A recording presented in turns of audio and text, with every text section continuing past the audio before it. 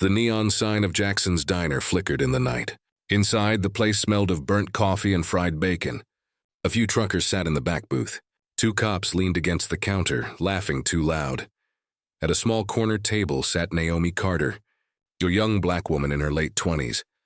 She wore a simple blue dress and had a stack of legal textbooks beside her plate of cold pancakes.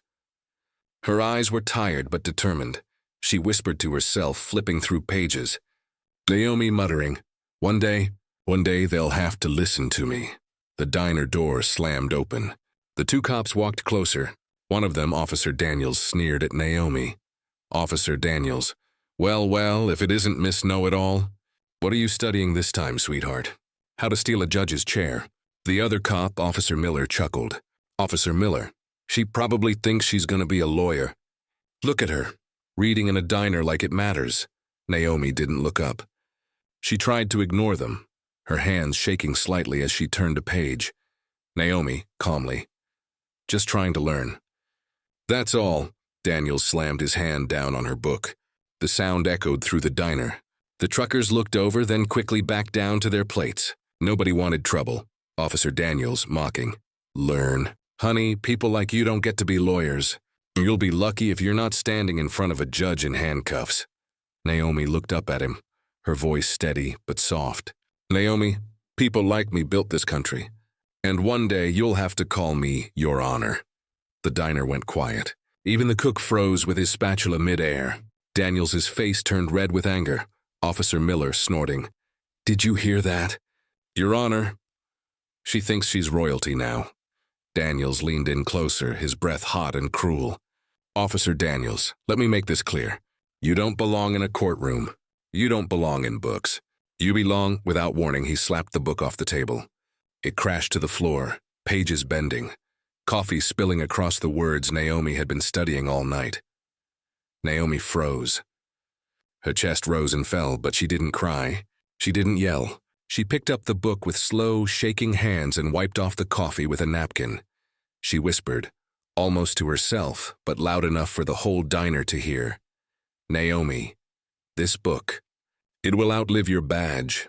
The room felt heavy. Nobody spoke. The truckers avoided eye contact. The cook cleared his throat nervously.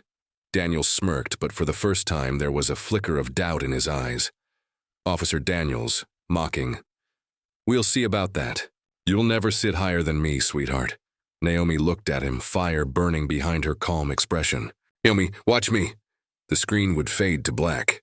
She was humiliated in public. But that night at the diner was only the beginning, because the next time she stood before those cops, the entire court would rise for her. Before Clara Jefferson ever set foot in a courtroom, before she stood eye to eye with the men who tried to humiliate her, there was a little girl growing up in the Deep South. Her story begins not in marble halls or polished chambers, but in a small wooden house at the edge of a dusty road. Cut. Old photos fade in. A little girl with braids, a dirt path, cotton fields in the background. Clara was born into a world that told her she was less important, less worthy, less likely to succeed. But her parents, they refused to let those lies shape her future. Her father, a quiet man with strong hands, worked long hours in the fields, and every night he came home and reminded his children of one thing: dignity. No one can take your dignity, he would say, not unless you give it away. Her mother believed in something just as powerful: education. She taught Clara to read long before she entered school. By the age of 7, Clara was reading aloud from the Bible and from history books her mother had borrowed from a neighbor. When money was tight, and it always was, her parents sacrificed small comforts to buy paper and pencils, believing that knowledge was the only weapon that could not be stolen. In a town where many believed black children didn't need schooling past the basics, Clara walked miles each day to the small segregated schoolhouse. Some days kids mocked her, some days teachers doubted her, but Clara never stopped. She had a fire in her spirit, a voice that whispered to her late at night, "Keep going." When she finally graduated, she did what very few young black women in her county had ever done. She packed a small suitcase, hugged her parents tight, and left for college. At university, Clara faced new struggles. Professors underestimated her. Classmates dismissed her, but every insult became fuel. She studied harder, stayed longer in the library, and began to dream bigger than she ever thought possible. It was during those years that Clara connected with the NAACP. At first, she was just a volunteer, helping file papers, typing letters, organizing community meetings, but soon she realized her true calling wasn't behind a desk. It was in the fight for justice. She watched lawyers argue cases, challenging unfair laws, and she thought to herself, "That's where I belong." In the courtroom, standing up, speaking out, law school library, stacks of heavy books, Clara studying late at night. And so Clara pushed even further. Against all odds, she earned her place in law school. The nights were long, the pressure endless, but she carried the lessons of her parents everywhere she went. Dignity from her father, education from her mother, and from both, the unshakable belief that her voice mattered. Music rises softly. This was the foundation of Clara Jefferson. A childhood marked by struggle, parents who planted seeds of strength, and an education path carved out of sacrifice and determination. Every courtroom she would one day walk into, every battle she would fight, traced back to this simple truth. She was raised to rise. The 1960s in Alabama were a time of tension, courage, and quiet revolution. Segregation was not just a law, it was a daily reality that shaped every street, every store, every diner, and every bus ride. Black families were forced to live with separate facilities, separate schools, separate water fountains, and separate seats on buses, a constant reminder that the color of their skin dictated how they were treated. Yet within this oppressive system, a new generation of black lawyers, teachers, and activists began to rise, refusing to accept injustice as fate. They understood that change would not come quietly, and they carried their fight into courtrooms, city halls, and the streets, armed with courage, knowledge, and unshakable belief in human dignity. Public spaces like diners, lunch counters, and bus stations became flashpoints for this struggle. Simple places where ordinary life collided with the extraordinary act of resistance. A young woman sitting at a whites-only counter, refusing to move. A lawyer standing beside a student, challenging the rules. Each act was small on its own, but together they formed the heartbeat of a movement that shook the state and inspired a nation. These were places where history was written in the subtle defiance of a stare, the quiet folding of hands in prayer before confrontation, and the whispered instructions of mentors who taught courage through action. In the midst of this, Clara Jefferson observed, listened, and learned. She saw how every legal brief, every march, every act of defiance, no matter how seemingly insignificant, was a brick in the foundation of a broader fight for equality. The diners she would one day enter as a lawyer, once just spaces for humiliation and fear, were being transformed by the very presence of those who refused to accept second-class status. Activists knew the stakes. One word, one gesture could ignite violence, yet they pressed forward, drawing strength from community, faith, and a vision of justice that transcended their immediate circumstances. Black lawyers, often risking careers and personal safety, became the shields and voices for those who had been silenced for decades, showing that the law could be wielded not just as a tool of power, but as a weapon for change. And in this turbulent, courageous landscape, Clara's path began to crystallize, a realization that her education, her dignity, and her determination were not just personal assets. They were instruments to challenge injustice, reclaim public spaces, and stand firmly on the side of history. The 1960s were more than a decade. They were a crucible, forging leaders, shaping strategies, and teaching a generation that even in the face of entrenched oppression, the fight for justice demanded presence, bravery, and unyielding resolve. Every diner, every street corner, every courtroom became a stage for the drama of change, and every action, however small, echoed with the promise that the arc of history, slow as it might bend, would ultimately bow toward justice. The diner smelled of fried grease, strong coffee, and linoleum that had seen decades of hurried footsteps, orders shouted across counters, and the occasional laughter of strangers. The bell above the door jingled as Clara Jefferson stepped inside, her heels clicking softly against the worn floor, each step echoing like a heartbeat in the tense air. The walls, painted a dull cream, seemed almost to press in around her, and the smell of grilled meat and sugar mingled in a way that should have been comforting, but now felt sharp and suffocating. Eyes turned immediately, some curious, some suspicious, some openly hostile, and Clara felt the weight of their scrutiny settle on her shoulders like a tangible cloak. The white counter gleamed under the fluorescent lights, polished but unwelcoming, and a server with tight lips and narrowed eyes came forward, an unspoken question hanging in the space between them. Clara's heart pounded, but she held her head high, shoulders straight, chin firm, her voice ready if it were needed but restrained, as though measured calm could carve a path through the tension. She approached a vacant stool, only to hear a murmur ripple through the room, whispers like waves lapping at the edges of her resolve. And then the words, "You can't sit here." The statement was simple, declarative, final, humiliating in its casual cruelty. But Clara's mind was sharper than the sting of it. Around her, the hum of conversation faltered. Forks paused mid-air. A radio played a scratchy tune no one noticed, and the clink of silverware against plates became exaggerated, each sound marking the passage of seconds that felt like hours.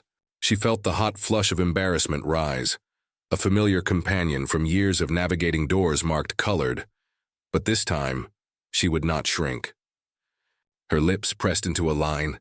She did not argue. She did not protest. She merely allowed the silence to grow heavy, letting the weight of injustice speak louder than any words she could summon in that moment. And then, with the quiet certainty of someone who knew her worth, Clara turned, her coat brushing softly against the vinyl booth as she moved, the soles of her shoes tapping a deliberate rhythm across the floor, each step a refusal to be diminished. The door jingled behind her as she exited, the bright sunlight of the afternoon spilling over her face, washing away the shadows of humiliation with a promise of dignity preserved. Inside, conversations resumed awkwardly, as if the diner itself were exhaling the tension she had carried through it. But Clara did not look back. Her heart still raced, her palms still tingled with the memory of confrontation. Yet beneath it all was a simmering strength, a quiet but unshakable declaration. She would return, but not as a supplicant. She would return as someone who knew that her place was not granted by others, but claimed by her courage, her education, and her unwavering belief in justice. And in that simple, powerful exit, Clara Jefferson carried with her not just herself, but the silent hope of countless others who had been made to stand on the sidelines, proving in a single, calm act that dignity could never be taken, only disrespected temporarily, and that the fight for equality often began with the quiet refusal to accept humiliation as fate. The night stretched endlessly around Clara Jefferson, the darkness of her small apartment pressing against the thin curtains, yet offering no comfort, only a quiet stage for the storm of her thoughts. She sat on the edge of her bed, hands clasped tightly in her lap, staring at the dim glow of the streetlights casting long shadows across the floorboards, shadows that seemed to echo the humiliation she had endured hours earlier at the diner.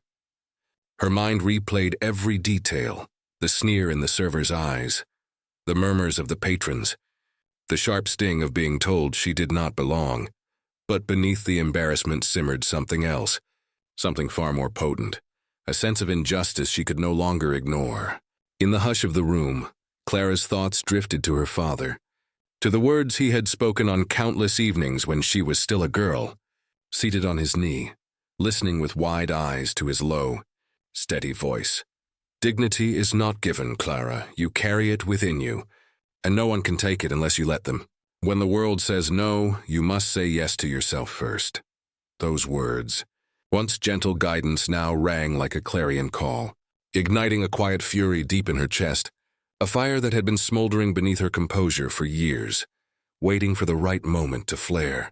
She remembered her mother's patience, her lessons on perseverance, and the small acts of courage she had witnessed as a child, the way her parents refused to yield in the face of prejudice, the way they spoke truth to neighbors and teachers alike, never letting fear dictate their dignity. Clara's eyes traced the contours of the room, the modest furniture, the scattered books on law and civil rights, each volume a testament to her journey, a reminder that she was not powerless, that education and preparation were her weapons in this fight. And then, as the city outside lay silent except for the occasional passing car, a spark of clarity lit her mind. Humiliation was fleeting, but action could be eternal. She imagined the diner again, not as a scene of shame, but as a battlefield she could reclaim, a space where the courage of one person could ripple into the courage of many. She pictured the letters she could write, the colleagues she could rally, the legal steps she could take, each idea growing, interweaving into a plan as intricate and deliberate as a mosaic. Sleep became impossible, yet she did not want it. Her restlessness was the pulse of purpose. She whispered to herself, barely audible, "I will not be ignored. I will not be silenced. This ends with me." And in that sleepless night, with the moonlight casting a silver edge across her resolve, Clara Jefferson felt the transformation begin.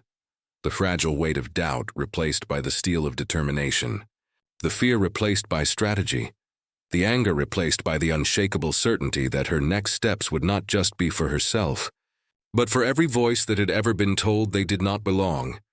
And in that quiet, unyielding determination, the fight for justice was born.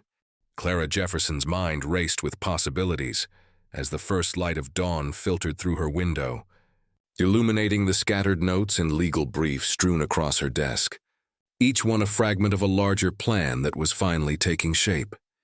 She had spent the night poring over public records, cross-referencing business filings, and speaking in hushed tones with contacts she had cultivated during her years with the NAACP. And then the breakthrough came, the diner. The very place that had become a symbol of her humiliation and of the daily injustices so many endured was facing bankruptcy.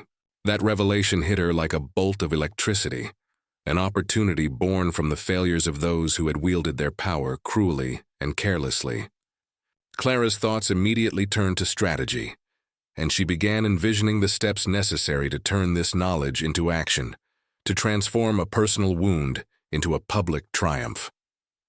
She dialed the numbers of trusted colleagues, lawyers who shared her vision of justice, activists who understood the weight of symbolic victories, and even a few local politicians who were quietly sympathetic to the cause. Each conversation, each carefully chosen word built momentum. Doors that had once seemed firmly shut began to creak open, revealing allies ready to lend expertise, resources, and moral support. Clara visualized the legal filings, the rush of documents needed to fast-track a purchase, the delicate balance of negotiation and leverage that would allow her to acquire the diner before anyone else could intervene. Her mind sketched timelines, contingency plans, and even the potential backlash from those who would see her actions as audacious, if not outright audaciously bold. Yet she felt no hesitation, only the clarity of purpose. In her imagination, she walked through the diner, the faded linoleum floors and the scuffed counter transformed from symbols of exclusion into stages for change, imagining the moment when she would step behind that counter, not as a customer turned away, but as an owner, as someone who had reclaimed dignity not just for herself, but for a community that had been too long ignored.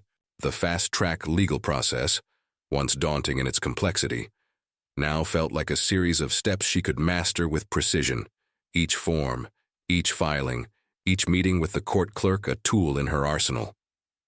Clara's heart pounded with both anticipation and resolve as she considered the weight of what she was about to do, knowing that victory would require patience, intelligence, and unwavering commitment. Yet in that moment, every challenge felt surmountable, every obstacle merely a test of her ingenuity and will.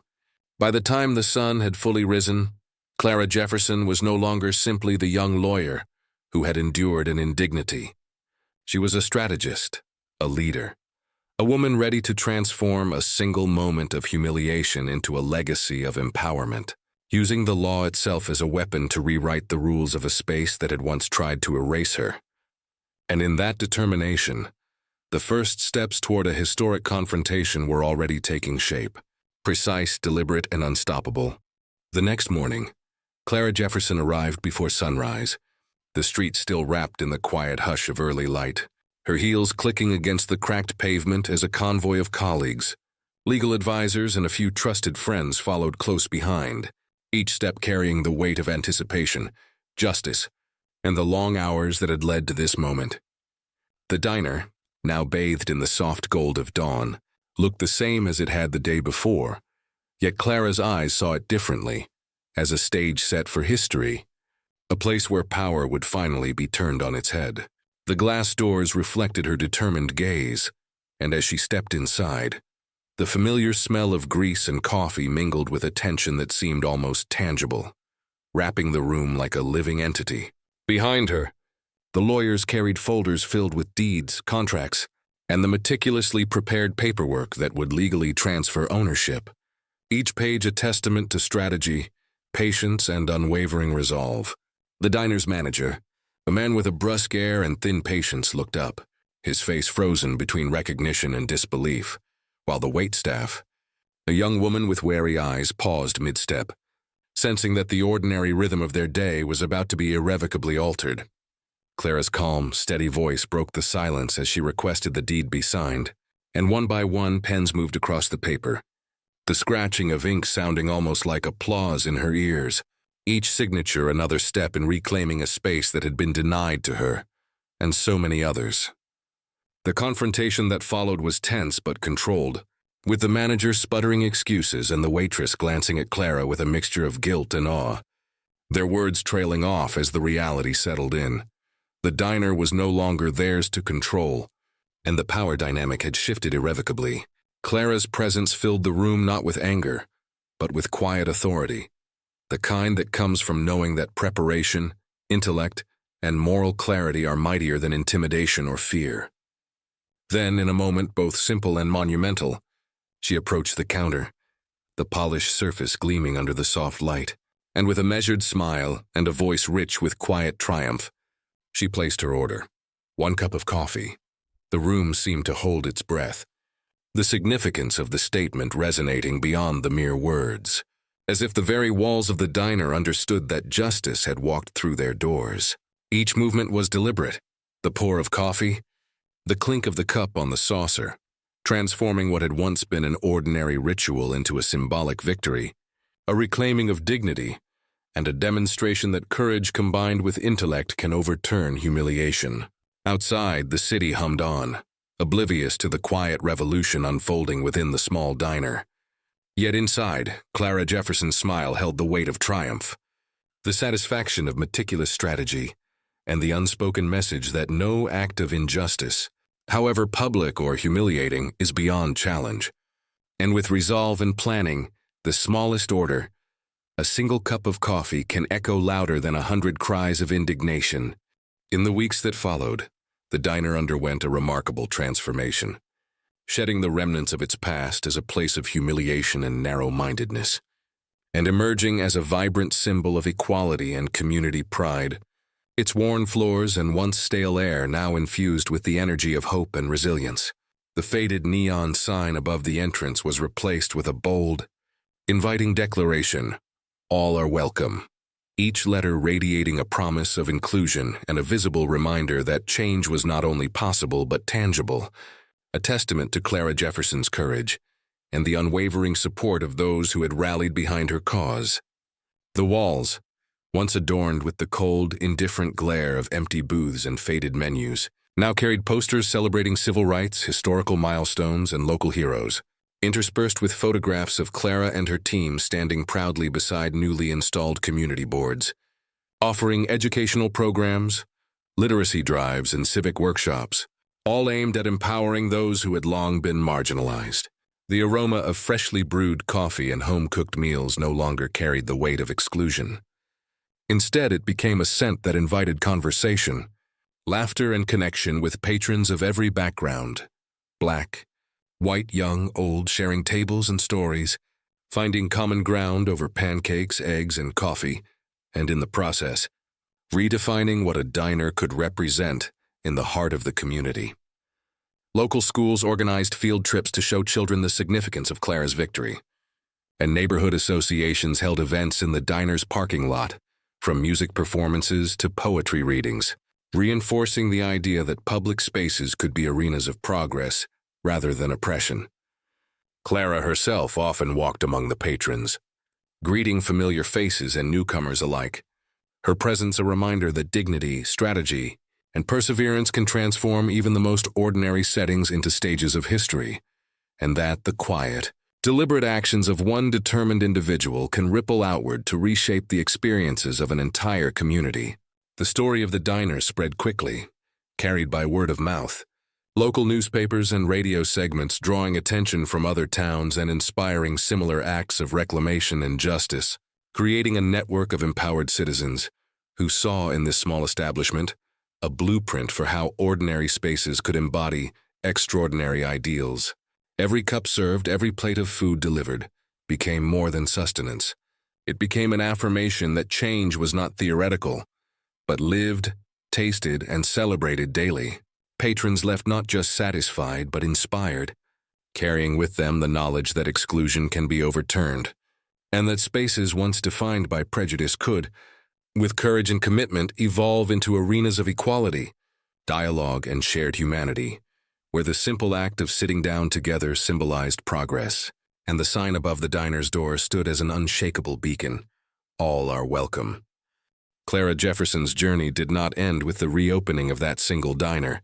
Rather, it became the launching point for a lifetime devoted to justice, empowerment, and community building, as she carved out a remarkable legal career that combined sharp intellect, unyielding determination, and an unwavering commitment to civil rights, earning her respect in courtrooms and boardrooms alike, where she represented countless individuals and families facing discrimination, tirelessly challenging unjust laws, and setting legal precedents that would ripple far beyond the state of Alabama, proving that one woman's courage could dismantle barriers that had stood for generations, while her diner, now a thriving hub of activity, expanded into a safe haven for civil rights leaders, activists, and young community organizers who gathered not only to eat, but to strategize, educate, and inspire one another. The aroma of coffee and home-cooked meals blending with passionate conversation, and the laughter of children, creating a space where plans for marches, voter registration drives, and educational workshops were conceived and nurtured, turning a formerly exclusionary establishment into a cornerstone of empowerment that symbolized the power of reclaiming one's dignity and reshaping history through deliberate, strategic action. Clara's influence extended beyond her professional and entrepreneurial achievements. It wove into the very fabric of her family, as her children grew up absorbing her values of resilience, justice, and compassion, learning firsthand that integrity, education, and determination were not just abstract ideals, but practical tools to confront inequality, and that every act of courage, no matter how small, contributed to a larger movement for change, a lesson her grandchildren would inherit, carrying forward her legacy in new ways, whether through advocacy, service, or entrepreneurship, ensuring that the principles she fought for would endure across generations, fostering a lineage defined by dignity, purpose, and unwavering moral courage. Looking back, the story of Clara Jefferson reminds us that humiliation and injustice, though deeply painful, can be transformed into sources of strength and influence when met with clarity, courage, and careful strategy, and that the spaces we inhabit, be they diners, classrooms, or workplaces, can either reinforce prejudice or become platforms for equality and progress, depending on the choices we make.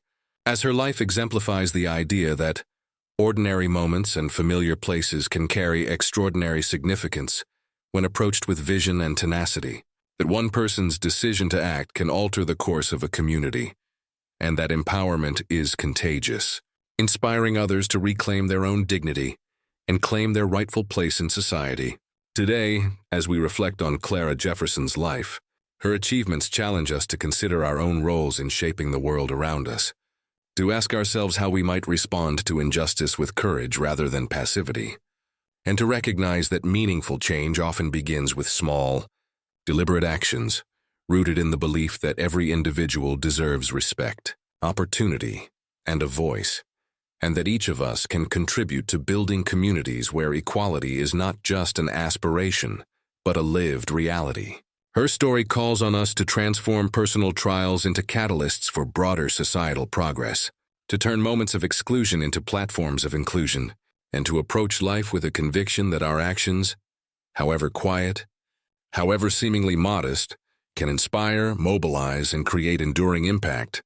In honoring Clara Jefferson, we are invited to embrace her example, to cultivate spaces of welcome and justice in our own lives, to teach the next generation that dignity is never forfeited, and to act decisively when the opportunity arises, carrying forward the torch she lit decades ago, ensuring that her vision, her courage, and her unwavering commitment to equality continue to resonate, reminding us all that true power lies not in retaliation or anger, but in reclaiming one's dignity, uplifting others, and leaving a legacy that transforms not only a single diner, but the world itself.